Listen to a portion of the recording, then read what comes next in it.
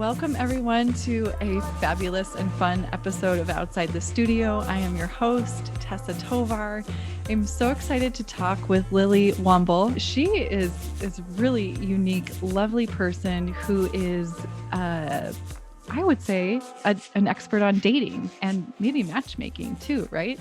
So as I was perusing your website, Lily, something jumped out at me. It's kind of like your about section that I just, if it's okay with you, I just wanted to read because it really was like, oh wow, that's so interesting, and I think it'd be helpful for people to hear. So here it is. This is in the words of Lily. I was in a toxic relationship. I made tons of excuses, stuffed my needs away, and stuck around far too long. I felt numb and helpless, or hopeless rather. I was ashamed to tell anyone about my situation because I knew I was accepting less than I deserved. Meanwhile, I was a top matchmaker at the largest firm in the US, making love, air quotes, happen was literally my job. So that like jumped off the screen at me and I was like, whoa, Yeah, right? really? Tell me more about this. And wow, I think we can all resonate with being in that toxic relationship and feeling stuck. And like, how do you move on beyond that? And then that last sentence, being a top matchmaker as your job. I know. So can we unpack that a little bit? Will you tell me about Yeah, this? absolutely. So what a wild dichotomy, right? Like I was in my day-to-day life, I was the third most successful matchmaker out of 160 at this national firm. I was setting up dozens of clients, setting them up on hundreds of dates, having literally, I counted thousands of phone conversations with potential dates for my clients.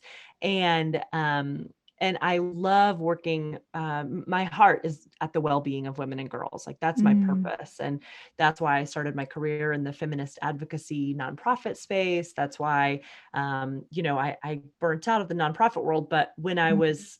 when I was trying to, figure out what my next phase of my career looked like, I got this opportunity to become a matchmaker. And I thought that's kind of funny, like there'll be a funny story one day. But what I ended up realizing is that matchmaking was an opportunity to work with women and Mm, to dig beneath the surface of their dating desires and hopefully show them that what they wanted was possible. And in doing so, that might be a powerful shift in their overall confidence and mindset. Now, I was finding that setting someone up on a date wasn't the long term solution that a lot of my clients actually desired, or what I desired for them, right? Like mhm. I love getting deep and going deep with people. And I knew for myself because I said, like, this guy that I was with was everything I said I wanted on my checklist. Mm, mhm. And so if I had given this checklist to a matchmaker, right? I was trying to matchmake myself. I did so horrible. I didn't do a great job because I wasn't diving beneath the surface of what I actually wanted. And Mm, so I remember this relationship coming to a head and ending, and it actually being very traumatic. mm, Um and I'm actively, because this is casual, I'll bring in the other factors. Like I'm realizing now 4 years into building my business and telling this story of that moment where, like, mhm. I'm crying on his bathroom floor, and then 15 minutes later I take a matchmaking call. I actually realized a couple of weeks ago, Tessa, that while that story is powerful, it is all also traumatic for me to retell. Mm, And so the way that I even structure my story around the origin of Date Brazen, which was this like fiery moment in my life that actually is very traumatic, and I'm healing from that trauma with therapy and coaching. But I say all that to say, like, these things are very real, and I want to acknowledge the women who, or the people who might be currently in a toxic relationship, who might be healing from a toxic relationship years later and might not know why am I still healing? Why am I not over this by now? Why is this dating thing so difficult for me? Um, like, I see you. You're not alone. mm. Yeah. And so what after that relationship came to a head and we parted ways, I knew that I needed a deeper solution for myself. And my therapist didn't know what to tell me. She hadn't dated in 30 years. My friends and family, they were like, why don't you download another dating app? Why don't you let me swipe for you? And I knew from swiping professionally that only was going to lead to more burnout and dissatisfaction and not trusting my own gut because I was going to give them the power. And then I didn't want to do matchmaking because I didn't feel aligned with that approach for me. It wasn't as holistic as I wanted. And so I started exploring date coaching. And that was about 4 years ago. And I got to know my essence-based preferences. I got to know what's beneath my checklist, what would make me come alive across the table, what former beliefs about myself was I holding on to for dear life that no longer were serving me. And then through that work, I figured out that I loved being single and I was good at being myself. And I loved that. And then that work was the reason that I was open to meeting Chris, who's now the love of my life and my fiance and partner. And I would have been blind to him before that. So that's when Date Brazen was born. And now I get to help hundreds of women around the world do that work with me of deepening their relationship to themselves, deepening their confidence in what they want and their self-trust, that they know how to find what they're looking for with that reflective work and tactical strategy. That's so, wow. So much in there to unpack as well. I know. I was like, Lily, are you going to pause? Are you going to just blaze through this? Or are you going to share everything at once? I was like, no, I'm going to fucking go for it. I hope do I it. Yes. Yes. You're totally fine. Great. Thank you. So, okay, where do I want to go with this? So many directions. I mean, what I'm hearing too is that there's a definite difference between matchmaking and what you do. You talk about date coaching. Yeah. And so that to me conjures a different image of sitting with someone who is maybe wanting to explore dating, but not sure what kind of expectations to have. And you mentioned checklist, understanding what's underneath. These are my top 3 must-haves. But why? What's underneath that? So I think what I want to understand is the platform of Date Brazen, and I think I saw somewhere that you have a 3-step approach. And yeah, can we dive into that a little bit? I think. Let's cool? do it. Let's Okay. dive in. So my approach is housed in my coaching program, the Brazen Breakthrough. So everything I say, I'll be drawing from that program that I've been running for about 3 years. So 3-4 years. So it's all about how can you build it? How can a feminist identifying badass woman who has most everything in her life figured out, has great friends, has a pretty great career, is feeling like forward momentum. She invests in herself with therapy and, loves to travel. She loves her life. Right. And the one thing in her life that feels like she can't figure out or feels endlessly frustrating is dating. Because the landscape has shifted so much over the last 10, 15 years, because the expectation is to play the numbers game, which is exhausting and fun and existentially exhausting, I think. So when people come into the Date Brazen world and come into this coaching, we start with reflective work. So we start by illuminating past patterns lovingly. We start learning more about they start learning more about self-compassion and how self-compassion is elemental to a dating life that feels joyful and a process that is centering you instead of centering the expectations of others or centering, a partner's desires over your own. So you really get beneath the surface there.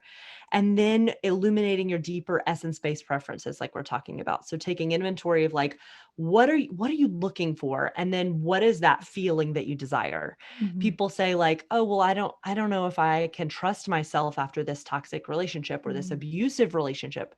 I didn't see the red flags before, or I didn't know what I didn't know before. How am I gonna find the right person? And it's all about identifying how you want to feel in the presence of the right person, and then measuring how you feel in every single dating interaction that you have. So becoming joyfully systematized with it. I'm very type A. Yeah. So No, this is good. Can I insert a question in here? Because come on. I have I don't know, feeling. I feel like I've heard other people say this, that in order to understand how you truly feel, like in relationship to another person in that romantic way, do you have to remove sex from the equation? Do you have to have a period of time where sex is, because it kind of can it cloud your judgment, right? Like the rose colored glasses come on, it feels really good. I forget about X, Y, and Z that are kind of red flags because the sex is amazing. What are your thoughts on that? Yeah. So my thoughts are that any piece of advice that tells a woman not to have sex is not a piece of advice that I enjoy. I love it. So Yeah. I like, one of our core values at Date Brazen is freedom. Like, I Mhm. want my clients to feel the freedom to act on their instincts, to have sex if they want to have sex. I think that so much dating advice is rooted in the patriarchal Mm. conventional standard that we've all been inculcated into, been Yeah. brainwashed by in so many ways. And It's funny that you say that, because it was totally a man that I heard say this, that advice came from. Not I to me, mean, but like in a general yeah. talk. Yeah. I mean, look, I was raised in the Southern Baptist Mm, church in Birmingham, Alabama, right? So I'm in Brooklyn now. I don't identify as religious now, but I know what it does to people slash women when you tell them not to have sex because sex clouds your judgment. What that is implying is that women can't trust themselves to mm, make good decisions for themselves if you have sex involved, which, sure, like, have I made sexual decisions under the influence of 4 glasses of wine on a date that I wish I hadn't? Yes. Yes. And did I learn from that experience? Was that experience valuable for me? Yes, absolutely. Do mhm, I have trauma in my sexual history because of situations I was in which I was taken advantage of in certain ways? Yeah, like, that's what this is all a both and, right? Like, yeah. so both and, if you get to know yourself on a deeper level, you take inventory of your patterns, and maybe one of your patterns is you have sex on every first date you go on. Mhm, I would want to know what was going on in your brain and your body on those dates. What mm, does sex mean to you? What is it that you were really horny and you weren't allowing yourself to have sexual desire? And so you just like fell into this, like, you fell into sex on every first date. And that's actually fine for your like, fine for your dating life and fine for what you want to be doing. Okay. yeah. Is sex something that is it a deeper insecurity that you're afraid somebody doesn't like you? And so you're going to have sex on a first date, every first date, because that's the way you've been socialized to receive desire and Mm, receive, like, I want to unpack that to understand the why behind what sexual decisions you're making, make space for intimacy, spontaneous intimacy, mhm, and also know that, like, I love this saying, breath is boundary. So on mm, dates, I'm telling my clients, like, breath is boundary. You need to be breathing. You need to be checking in with your body. You need to know how to check in with your body. You need to know how to, like, identify what feelings you have. Go to the bathroom, take a deep breath, like, look at what's happening in the moment and center your why. If mhm, your why is, I want to find the right life partner and I want to treat myself well along the way, mhm, both and, then check in with your body. If this person feels like a good potential, like, good potential life partner for you, and you're having really beautiful conversation and they're asking beautifully intimate questions and you sense a level of genuineness and you also want to have sex after that date, great.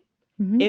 If like you're on a date and you don't think that they're a good life partner and you have some crazy sexual chemistry, with that centering your why of treating yourself right now well, you can also make the decision to have sex on a first date with somebody that you don't want to be in a relationship with. I think it's all Sure. a both and. Yeah. Oh, I love that. Great answer. Thank you, Lily.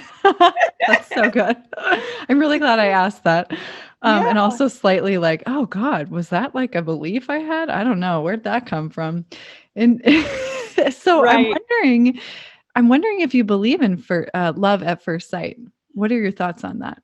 I think that, so my relationship with, great question. I think that there can be a lot of things at first, like, I think there's so much that we don't know or Yeah. understand about love and connection. And And that spark, people talk about the spark. I do think that there can be instant connection that is really intriguing. So I like to organize first, second, third plus dates around this idea of intrigue.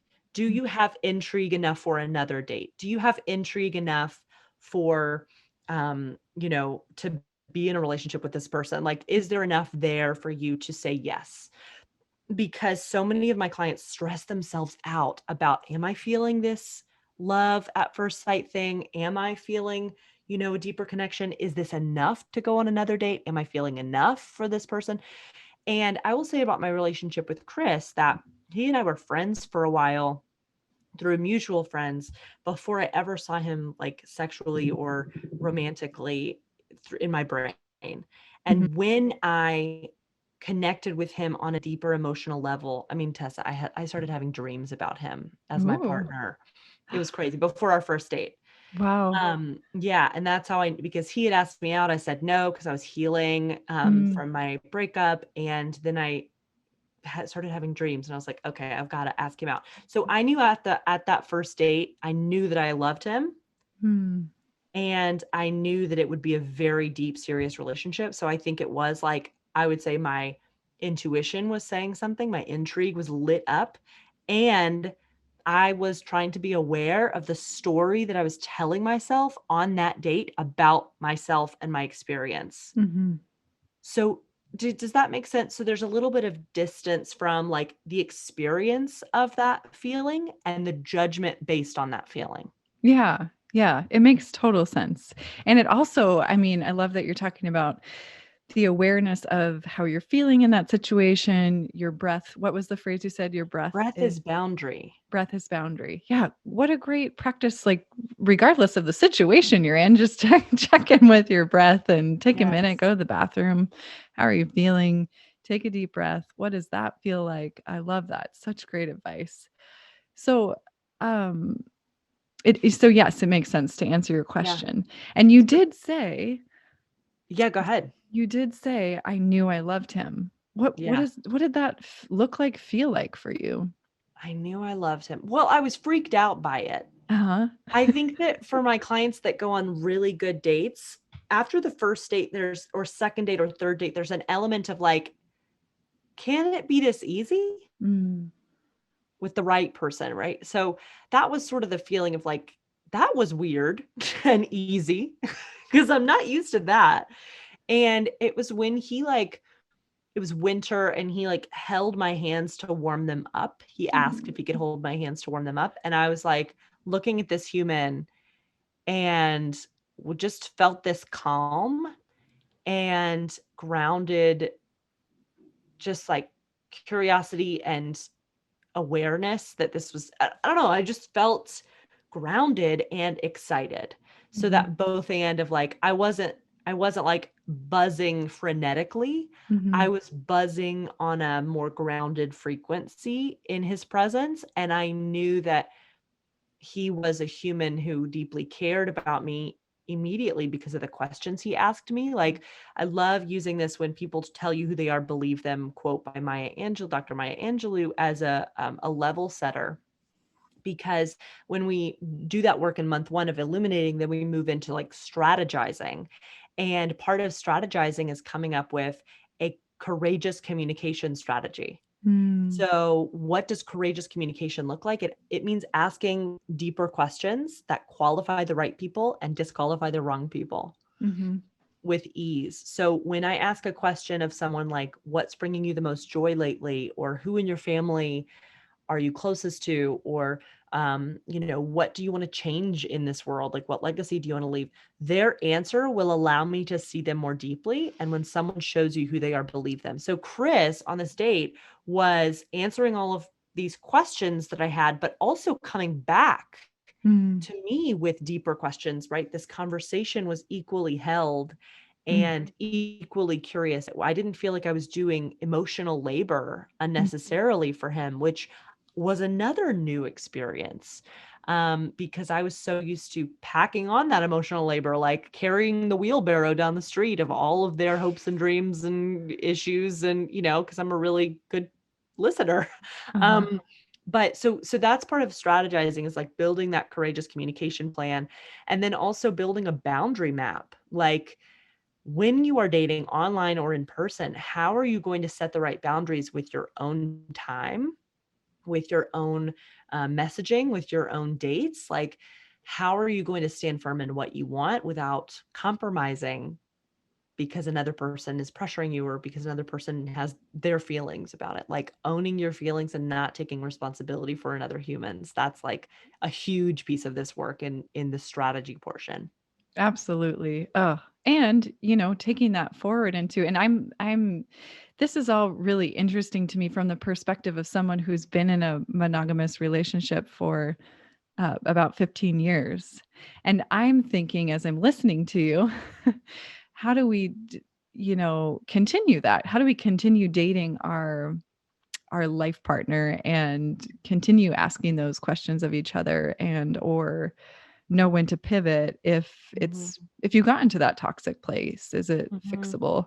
So I guess I have myself thinking a couple of questions. Number one is, I feel like I've heard other women, other friends in my life talk about how when they were dating their partner was really willing to do X, Y, and Z activity with them. Like, there was Mhm. almost this period where the partner would say yes to everything in order to impress, and or say, hey, I'm on board, and to woo, I guess, right? Mhm. And then, I mean, you might call that the honeymoon phase, right? So then Mhm. they have wooed said partner, and years go by, and suddenly they feel like they're not the same person that they got together with, because they no longer, suddenly the truth comes out. They never really liked doing that thing. They never liked hiking, or reading poetry, or taking long walks on the beach after all, right? Like, the truth comes out. Mhm. Yeah. So what are your thoughts on that? Yeah, my thoughts are that we change. Mm, Even if you were putting on that you like to hike or whatever, like maybe at the beginning of my relationship with Chris, I'm trying to think of an example. Like, I would have said, "Oh, I love going on runs." He's a huge runner, and mhm, he goes on these long runs. And maybe I would have said like, "Oh, I love going on runs with you." And today, 4 years into the relationship, I'm like, "Nope, never, nope, not doing it. I don't like it." But I think that the goal shouldn't be like, we share these hobbies and that is the center of our relationship. That's not what I hear you saying, but I think a lot of people place a lot of emphasis on shared hobbies or shared activities as a way of deeper connection. mhm, I think that instead of, and I'm not a relationship therapist, I think a relationship therapist probably would have a lot of thoughts on this as well. I highly recommend couples therapy and therapy on your own. Um, and I actually only work with women basically who go to a therapist outside of our work mm, together, mm, just to have that deeper knowledge of self and that support. So, in terms of relational connection, pivoting from, oh my God, you don't like the shared thing that we used to do? That's how we used to connect, to how can we remain radically nimble in our communication and in our relationship with each other, and radically loving and open to each other's growth. So the radically nimble is something that Chris and I strive for, of like, we're going to change. We want to communicate about how we're changing and what we desire from each other. And if one of us doesn't feel a deep connection to the other, like, we need to talk about it and mhm. discover what's beneath that, Yeah. So that's what I'd say. Does that answer your question? Yeah, it totally does. And I love that you said that first and foremost, people change, and we do. And especially when you're with somebody for over a decade, going on That's a long several 15 years decades. is a long Yeah, time. people change. And, I mean, basically speaking from my perspective, I got married when I was like a baby. So of course I was going to change and evolve, and my likes and dislikes would change. So yeah, thank you for acknowledging that. I appreciate it. Of course. Um, so I'm wondering, so do you just work with women? Yeah, I work with women, Okay, and cool. however, and we work with a diverse group of women, right? We're working Mhm, with women all over the world, of all different races, religions, sexual identities. and backgrounds. Mhm. Yeah. That's awesome. Do you Mhm. ever encounter a situation where they want to like, now this might like border on the maybe couples therapy line, but does anyone ever ask for advice with, can I bring my potential dating partner into this conversation, or Mhm. do they ask you for help in that way? Sometimes, like I've had clients ask me for support in a messaging scenario at the Mm, beginning of a relationship, like what should I say back, or how should I express this need, or how should I? And then in terms of my goal in shifting from professional matchmaking to now date coaching full time and changing women's lives that way, my goal is that you become your own expert matchmaker and you trust yourself enough to be your best advocate. So I'm here once you've gone through my process. And this work together, I want to hold you accountable to your desires and your goals. I want to empower you and be your hype woman of like, yes, ask for what you need. Yes, share that you have a problem with that. Yes, you know, go on that date that feels a little vulnerable because you like them a lot or because you're not sure. Gather the information, right? I have a date feedback system that people start using in month 3 that they need to, after every date, use it to check in with their intuition, check in with their self-trust, check in with their preferences, whether or not this like what to gather the information that they need to go on the next date and gather the right information there to make an empowered decision.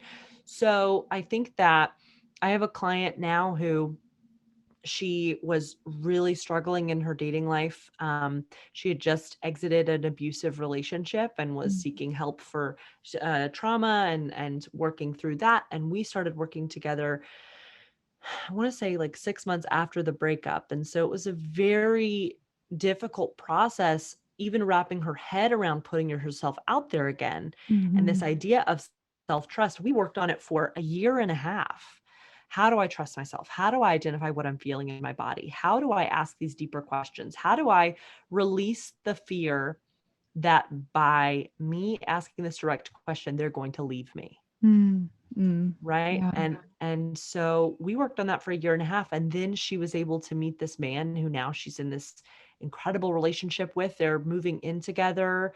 I Mm, hope to be invited to their wedding one day soon. It's like just the transformation that happens when you learn how to trust yourself, especially in the context of your love life.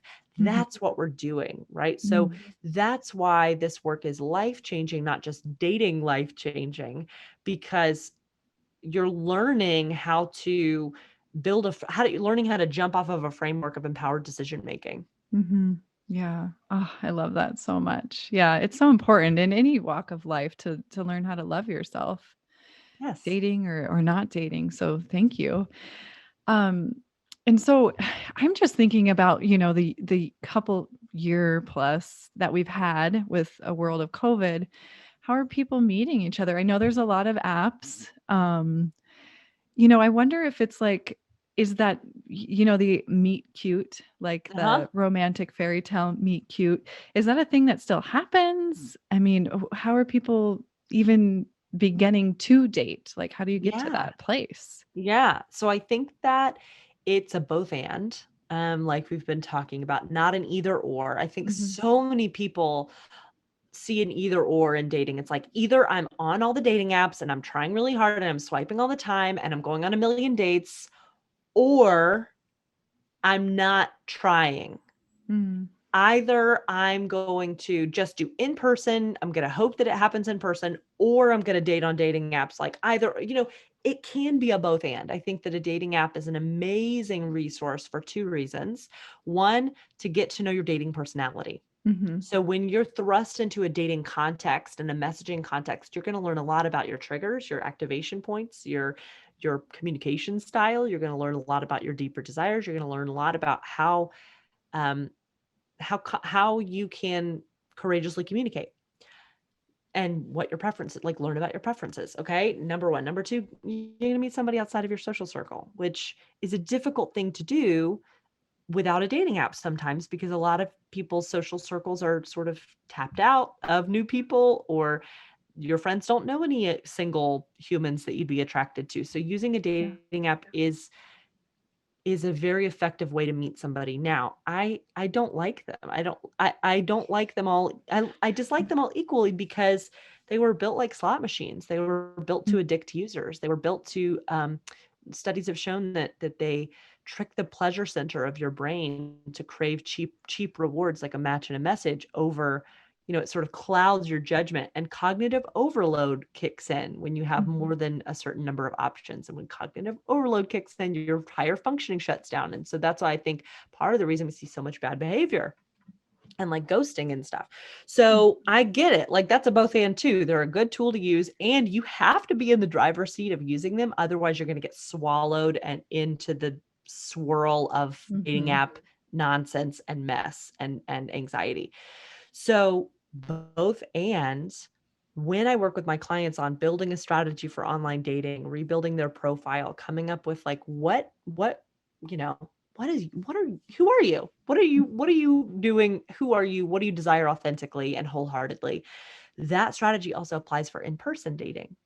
So that applies to how you communicate with your friends about what you're looking for, how you ask people at a bar a qualifying, disqualifying question. Ooh, could you give me an example of one of those? Yeah. So like what's bringing you joy is my favorite one. Okay. So if I was at a bar and I saw a cute human and I walked up to them, I was like, hey, I don't know how I would start the conversation. Several of my clients have done this after going through this process because they just feel badass and confident. But it's like, hey, I'm Lily. Like literally, hey, I'm Lily. Hey, I'm Jeff or whatever. Oh my God, I have a crazy question for you. What's bringing you joy lately? Literally, it has stopped people in their tracks when I ask them this question, because they immediately, when someone is thinking about what brings them joy, you'll get a lot of information about them. Either it's like, yeah, I really enjoy getting off from work because I hate what I do. I hate my job. It sucks so hard. And you're like, oh, cool. Thank you. Cool. Yeah. Thanks for sure. Or it's like, oh my God, I hung out with my nephew this weekend and it was so fun and funny. And he like is so, sporty. And that makes me so happy because I love football or I love baseball, whatever. Then you're like, oh, wow, you like your family and you like being outside and you like, so that question, I think also there are levels to qualifying, disqualifying questions. Some qualifying, disqualifying questions, QD questions, are more like beginning of conversation, like what's bringing you joy? What has been the trip you're most grateful for in your life? Others are deeper, like, what's another favorite of mine? What's your favorite way to relax? What's one book everybody should read? Who do you admire most in your life? Like those kind of questions are for a date or for a deeper conversation. And you can really get to know somebody with those, and how they respond to them and ask you a question back also really matters. So if they're not asking you a question back, if they're, then that's a bless and release, like bless and release people swiftly. Yes, I love that. Oh, what a great list of questions already. I want to just write them down and go ask my partner. Do it right now. Bring him in the room. Hey, Jorge. No. I wanted to ask you a few questions about matchmaking because in my mind, I'm like, I'm sure. Have you seen the movie Hitch? Oh, I love Hitch. Well, here's the deal about Hitch. Here's the deal. Tell me. Hitch is not a matchmaker. He's not. Hitch is a dating coach. Oh, okay. So he's a dating coach. So I had always you're right, though. That's true. Okay. Anyways, continue. Because Hitch, and he wouldn't identify with either of those phrases, either of those terms, maybe, as a character, he might not say maybe he would say like, I'm a liaison, or like, I'm like a consultant, right? He would say, I do that. And what I do, what he does in that movie. Okay. Let's take Kevin James as an example. So Kevin James, I don't know his name I don't remember his name in the movie, but I love this movie. So they're in New York living their best life. Kevin James has this job that he hates. He loves this. He is infatuated with this woman that is his client. And he hires Hitch to figure out, now, is there a level of like patriarchal manipulation that is going on when Hitch like manipulates these situations to be able to, catch this woman's attention? Maybe. But let's take it as its word and assume positive intent. So Hitch helps this man to build the skills that he needs to have the confidence to attract the person that he desires. Mm-hmm. And so that's what that's what I do. Yeah. And it's not when people aren't like, let me figure out how to catch this man or Mm-hmm. woman.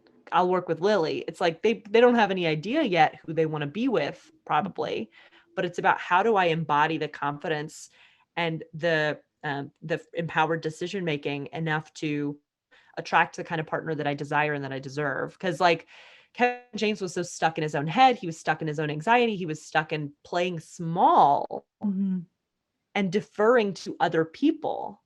And that's what I see in women's dating lives all day long. They're used to playing small. They're used to shoving their needs aside. They're used to apologizing for what they want instead of claiming it boldly like he does, like Kevin James does at that conference table. He's like, no, you deserve better, ma'am. I don't remember her name either, but like embodying that confidence and that joy is what will attract the right person to you. And that's why Hitch and I are identical. And like maybe the Date Brazen reality show will be like Queer Eye meets Hitch. You know what I'm saying? Yes. Oh, I love that. Okay, that answers my question. Thank you. Have you heard of Esther Perel?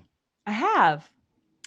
So you're familiar with her work around monogamy I a little bit? I want to hear more. Yeah, I mean, I might if you shared more, and maybe I don't. I'll be honest if I don't. Okay, cool. Well, here's what I've heard her say, and I'm not like an expert on it by any means, but I really think it's an interesting conversation in terms of she kind of describes it as modern day monogamy and versus like this patriarchal contract that we made in marriage for the purpose of a business transaction, right? Like that was monogamy, I don't know, in the 50s, let's say.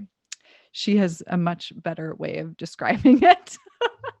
But anyways, so she talks about modern monogamy in the context of like, yeah, we get married, we make vows, we say till death do us part, but that's a little bit archaic, and is it realistic? So so modern monogamy, as I understand her saying it, is you make a contract for the period of time that you're in this relationship with this person. And you understand, like we were talking about earlier, that you'll go through phases in your life where you'll change your mind or you'll change your preferences or maybe you'll grow apart. So it is okay to say, I think we, have grown apart and take a step back and maybe, whatever it is, separate. And so that's how she describes modern monogamy. But I think it's such an interesting concept overall, this idea of monogamy and the construct of it and where it came from, and how we apply it to our life today. Because before that, I always thought, yeah, you get married and it's for life. And like worst case scenario, you got to get a divorce because you have to get out of a bad situation. But we're living a lot longer now, right? And so we do go through those phases, and then we go through another phase when maybe we have children and they move out, and one person realizes, hey, I want to go walk the road to Santiago, and the other person's like, you're crazy, I'm gonna stay here in my house and never leave. So I'm wondering, Yes. right? um yeah, and her book is called, she has several, but the one that I'm referring to is called Mating in Captivity, where she talks about these concepts. So I don't know if that's interesting to you, if you feel like that's something that you see or address, or yeah, what are your thoughts? Yeah, I think that so I'm planning Chris and I are planning our wedding right now. Oh, And congratulations. thank you. Thank you. So we have been wearing rings for about 2-3 years, but and so that was like our engagement phase one because we loved feeling maximum committed. Mm-hmm. And I wore my ring that I inherited from my grandmother. He wore a ring that he got in a show. And so, because he's an actor and a producer, and so that was phase one. And then phase two of our engagement happened about 3 months ago when we got I wanted my own symbol of commitment outside of my grandmother's gift to me. Mm-hmm. So we got a ring that we picked out together for me. And we decided to start planning a wedding and gather 50 family and friends to witness with us and celebrate with us. So this idea of what works, what doesn't, what do we want to do, what do we not want to do, it is on my mind every single day. Mm-hmm. Because when you're planning a ritual, Mm-hmm. it is of the utmost. I want that ritual to be reflective of our beliefs and our desires and something deeper. Like we're not just gonna sign off on just anything that we say or any ritual that is just traditional. We're going to be very thoughtful. So I Mm-hmm. think the same intention can be applied to what you desire in your romantic future. And not, I think exploring monogamy is an important thing to do. I mean, part of the reason that my relationship with one of my exes was so toxic for me is that he wanted non-monogamy and I didn't. And Mm-hmm. I made myself, like, say in air quotes, I like opened myself up to that possibility because I was afraid of losing him. Mm-hmm. And so I tried being non-monogamous. I did all the research on like primary partners or satellite partner, like all these different things, but it ultimately didn't work for me because I desired and desire to be monogamous in the relationship that I'm in as to feel emotionally safe Mm-hmm. and as to like deepen that intimacy with that one person. Mm-hmm. So maybe that understanding will change, and I'm Mm-hmm. open to that. I'm open to growing. Mm-hmm. And I don't think, I mean, call me, I don't know. I wonder what you think about this, but I think when we plan out what we're going to say at our wedding, like, I don't know that I'm going to make a promise for Lily 30 years from now. Mm-hmm. Yeah. I'm not going to make a promise for her. I can make a promise. I love what you shared that Esther says, that it's about making a promise for the relationship, and Mm-hmm. that relationship has the option to change and shift, and as we do as people. Mm-hmm. So I think it's beautiful, this idea of like choosing this partner and continuing to choose him Mm-hmm. and continuing to be nimble in our communication and understanding of ourselves as humans. Mm-hmm. Yeah, I love that. Yeah. My experience with vows was interesting in that my husband is from Mexico, and we got married in Mexico, and we brought my family down there. Um, and so it was all in Spanish. And Yeah. honestly, I don't, at the time, I wasn't a very good Spanish speaker. So I Yeah. don't actually know what I said. Have you had him explain it to you since, or do you know what you he said since? he did tell me, he did translate it to me at one point in time, but off the top of my head, I can't remember. Although it was literally straight out of a Catholic, it was very Catholic, Mhm. right? So it was that Catholic tradition and ritual in that sense. And to me, I was so young. Like I said, I was 24. I didn't say this, but I was young. And it felt so very romantic, Yeah. and so very beautiful. And it was like all I could see was Yeah. this man. Like there was Yeah. no other world outside of him. He just took Yeah. up so much of my space. So I was like, whatever, I don't care. Uh-huh. Spanish is a beautiful language. I will say Yeah. it in Spanish.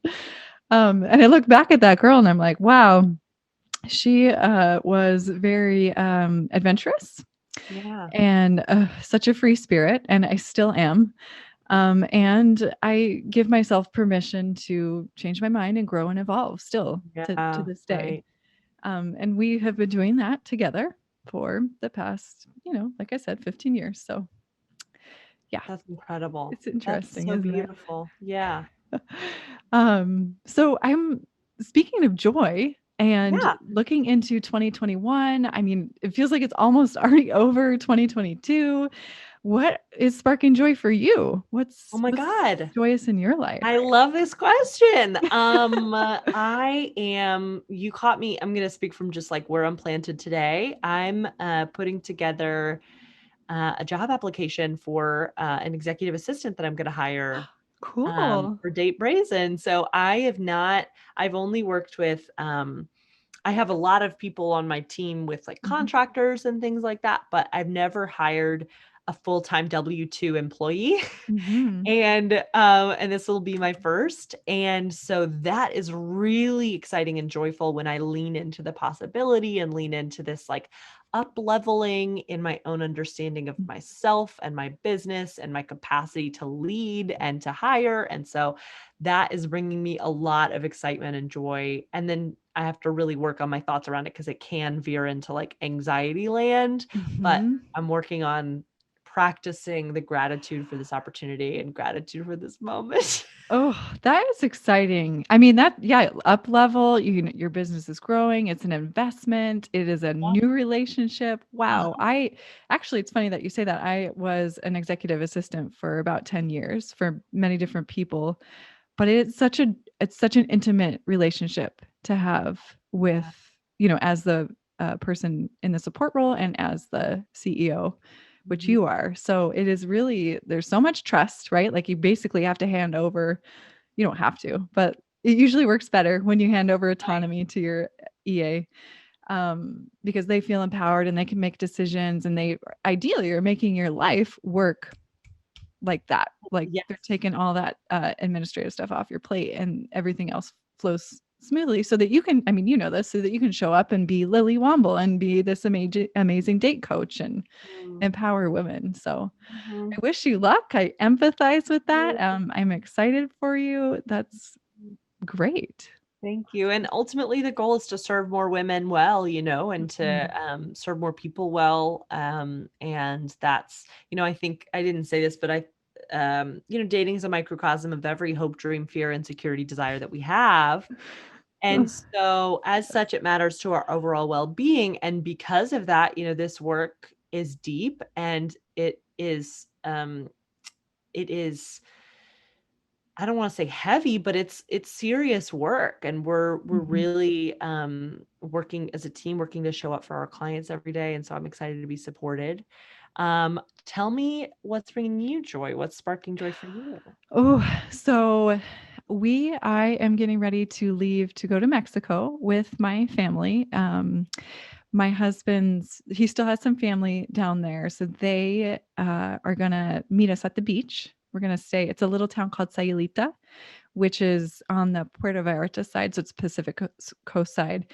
And we just rent a house there on the beach for a few days. And I love to practice yoga. I also teach yoga. So one of my favorite yoga teachers is there that I get to go visit and practice with. And I'm not like, when I step into her class and I hear her speak, it brings the tears to my eyes. Sometimes I'm like, oh, it just feels so good to be with her. I feel that in my body as you say it too. Yoga is so powerfully emotional, and or can be, Yeah, with the it right. can be. Yeah, in the right setting with the right people, trusting yourself, knowing your limits, all of those things are important. So there's a lot for me to look forward to this week, and yeah, and coming up. It's just like, oh, the summer is here. Oh, I geez. know. And All the things. I'm so grateful that the world is opening back up, and that's something that me and my clients are making space for, is like Hmm. what is reentry, and how do we take care of ourselves and Yeah, not overdo it as right. our brain readjusts. Oh, I was having that exact conversation with a dear friend of mine. Actually, I've been having that conversation with a lot of people because it's on top of mind, as I Yeah. feel like, and tell me what you think. There was pre-COVID, which to me, I was kind of unconsciously on this hamster wheel and Yeah. feeling like something's got to give. I got to get rid of one thing so that I'm not overextending myself and burning myself out. And then COVID hit, and I was someone who was very blessed to be able to take that time to introspect and rest. Basically, I rested for a year. And now the world is opening back up, and I'm like, all these opportunities are coming my way, which are exciting. And I want to say yes to everything. And that creates exhaustion and burnout over time, right? If I'm not mindful of it. So I'm trying to find a balance, right? How do we re enter into the world and take care of ourselves? And for me, hold on to that sense of rest and peace and calm, and also say yes to the opportunities that are valuable and meaningful and that help move me forward. Hmm. So, yeah, any advice would be welcome. But I mean, it Oh, sounds like you're in the same boat. well, I actually, the year and a half of, staying at home and being safe, I spent a lot of time on my business. Like most of my time, I did not really rest. I did not really take time to recharge. I was like going full in my business, and that was bringing me a lot of joy. And I desire to build a new relationship to my work, and to myself and my work. So that's the active challenge now is, how do I build in more space to rest and more space to rejuvenate myself? Because this has been the best financial and business year of my whole life, which is Wow. so exciting. Yeah.